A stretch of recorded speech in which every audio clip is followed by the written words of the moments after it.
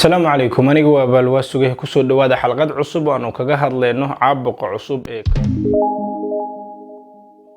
COVID-19 waxa uu ka bilowday magaalo ku taala Jaynaha ka hor inta uusan ku faafin 203 dal oo ku kala taysan caalamka waxa uu sababay dhimashada 100,000 oo ruux halka ay kor u dhaaftay tirada dadka uu ku dhacay 1.6 milyan ruux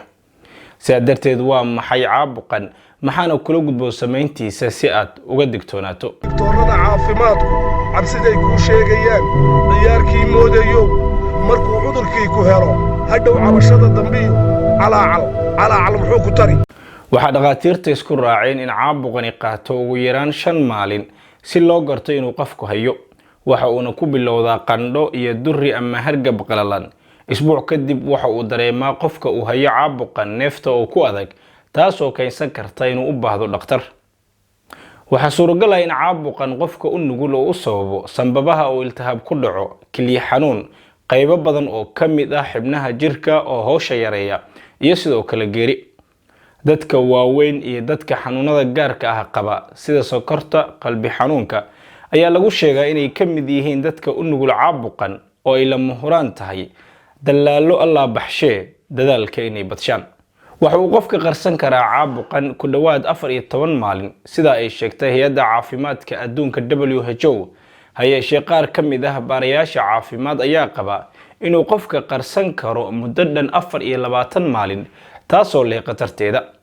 baarayaashu waxay ku talinayaan ama si guud dhaqaatiirta in qofka isaga shakiya caabuqan uu isku karantiilo meel gaar ah muddo dhan 14 maalin si uu naftiisa iyo tan bulshada ku hareeraysanba uga ilaaliyo halista caabuqan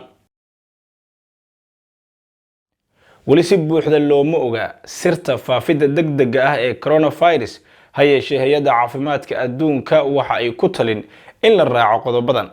gacmaha oo si wanaagsan loo meerto iyadoo saabuun la adeegsanayo afka iyo sanka oo la daboosho marka la hindhisayo ama la qufacayo kadibna gacmaha la iska meero in qofka uu ka dhoorsado taabashada sankiisa afkiisa iyo indhihiisaba inta uu karo in si guud la kala fogaado masaafadan 1 mitir si gaar ahna looga fogaado dadka ay ka muuqdaan calaamadaha hargabka sida qufaca hindhisada diifka iyo qandhadaba sida ay sheegtay WHO macluumad lagu dhisay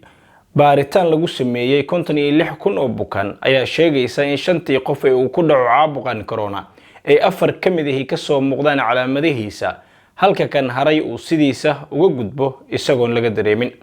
sidoo kale 80% dadka uu ku dhaco waxa laga dareemaa calaamado khafiif ah halka 14% ay ka soo muuqdaan calaamadaha waaweyn ee caabuqa sidoo kale 6% oo kaliya ayaa la xanuunsada oo dhakhtar u baahda dhanka kale nisbada u geeriyoota caabuqan ayaa ah mid aad u yar ilaa iyo iminka 1 iyo 2% ayaa lagu sheegaa dadka u dhinta caabuqan walow aan la hubin saxnimada nisbadaas maadaama ay wali la tacaalayaan caabuqan kumanaan ruux xalkooduna uusan wali dhinac u dhicin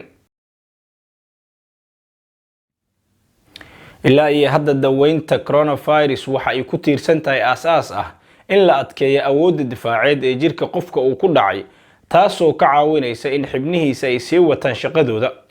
waxaana lagu xirayaa qalabka neefta fududeeya ilaa ay ka adkaanaysa awoodda difaaceed ee jirkiisa taasoo haddii ay adkaato keensanaysa inuu iska difaaco caabuqan corona dhanka kale waxaa socda dowlado badan oo caalamka ah dadaal loogu raadinayo caabuqan tallaal ama dawo ciribtirta taasoo rajo weyn laga qabo insha Allah coronavirus ma ahan mid cusub waxa uu horey ugu dhici jiray xayawaanada balse waa mid ku cusub dadka kadib markuu noqday mid isaga gooshi kara dhammaan noolaha hayeeshee waxa la sheegaa inuu dadka uu ka soo galay suuq lagu iibiyo hilibka oo ku yaala magaalada Wuhan ee dalka Jaynaha kaasoo lagu iibiyo hilibka xayawaanada u nugul caabuqan dadka Jaynaha oo ah kuwa si dhow ula macaamila noocyada kala duwan ee xayawaanada xambaarsan caabuqan sida kabaliga ama fidmeerta ayaa sabab u noqday inay ka soo amaahdaan caabuqan xayawaanada una soo gudbiyaan aadanaha sanadii 2002 ayaa sidan oo kale Jaynaha sabab u noqdeen inay ka soo amaahdaan xayawaanada caabuqa SARS ee ku dhaca fidmeerta iyadoo sida la sheego caabuqa ay bisad ka soo qaaday fidmeerta una soo gudbisay aadanaha caabuqan COVID-19 waa mid kamid ah bahda caabuqyada ee la isku yiraahdo coronavirus mana u muuqda mid u sahlan sida caabuqyada ku bahda ah ee SARS ee MERS, balse xilli uu sii faafayo ayaa waxaa barbar soconaya dadaal baaxad leh oo ay wadaan culimada iyo baarayaasha caafimaad ee dunida. walow mid kastaahi uu u halgamayo dadkiisa iyo dalkiisa awalan, thumma inta looma ooyaanka ah ee aynu ka mid nahay innaga ka Soomaali ahaan. ugu dambeyn, qof walba oo Soomaali ah meeshuu doonaha joogay waxaa la gudboon inuu ka digtoonaado caabuqan, raacana talooyinka ay bixinayaan dhaqaatiirta, iyo sidoo kale inuu Rabbi u laabto oo aan toobada iyo ducada badino. wallahu musta'an. Assalaamu alaykum warahmatullahi wabarakatuh. allahayow adaa kaafiya oon cidi ku kaabayne, kaamil adiga ah oon rabin kaalmo lagu siiyo,